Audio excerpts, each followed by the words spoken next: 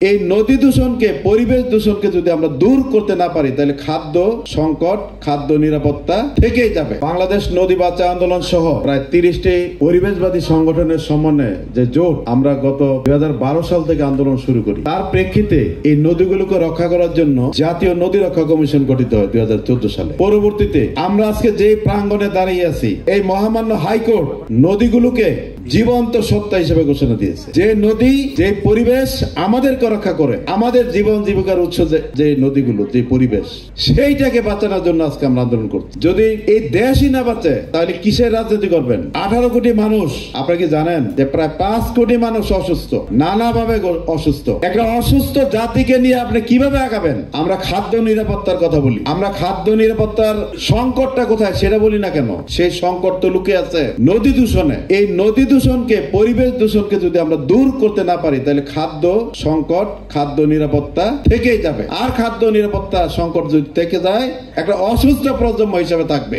আমি যেই কথা আজকে বলতে চাই, জাতীয় নদী রক্ষা কমিশন এর চেয়ারম্যানের সাথে একটু আগে আমার কথা হয়েছে। ওনাকে আমরা বললাম যে আপনি আসেন, উনি কোন অধিবেশনে আসবেন সেই চিন্তায় উনি এখনো আসেন নাই, সম্ভবত আগামী অধিবেশন আসবেন দ্বিতীয় পর্বে। আপনাদের মাধ্যমে বলতে চাই, গত সময়ে নদী রক্ষা কমিশন 60,000 দখলদারের একটা তালিকা প্রকাশ করেছে যারা নদী দখল করেছে। আপনারা বলেন তো, এই গত 13 মাসে 14 মাসে দুর্নীতি দমন কি করছে? দুর্নীতি দমন কমিশন তারা কি দেখে না এই 60,000 নদী দখলদার কোথায় আছে, কি করছে, কোথায় কিভাবে দখল করলো? তাদেরকে কেন আইনের আওতায় আনলো না? আমাদের এই অন্তর্বর্তী কালীন সরকারে 2 জন উপদেষ্টা রয়েছেন যারা সরাসরি পরিবেশবাদী সংগঠনের সাথে জড়িত। আপনারা বলেন তো দেখি, বুড়িগঙ্গার পানির কি অবস্থা, কি পরিবর্তন হয়েছে কিনা? আমরা বারবার বলছি দূষণকারীদের তালিকা তৈরি করুন। কই দূষণকারীদের তালিকা কোথায়? পানি এই যদি চেষ্টা করা হতো দূষিত পানিকে একেবারে সুপেয় পানি করতে কতদিন লাগে? খুব বেশি দিন লাগার কথা না। আমরা কিন্তু এটার একটা সূত্র দিয়েছি, যেটা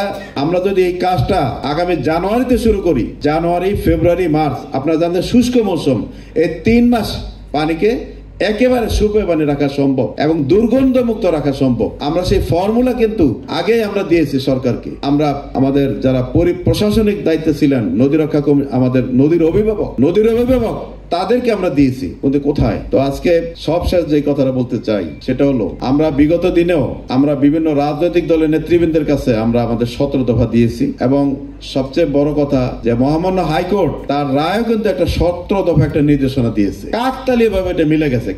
কেন মিললো সেটা জানি না, কিন্তু মিলে গেছে। আমরা 2005 সাল থেকে এই 17 দফা নিয়ে আন্দোলন করতেছি। এটা রিভাইজড হয়েছে, কিন্তু কাকতালীয় ভাবে দেখা গেল আমাদের মহামান্য হাইকোর্ট যেই নির্দেশনা দিয়ে গেছেন নদী রক্ষার জন্য, পানি রক্ষার জন্য, পরিবেশ রক্ষার জন্য, সেটাও 17 দফা নির্দেশনা।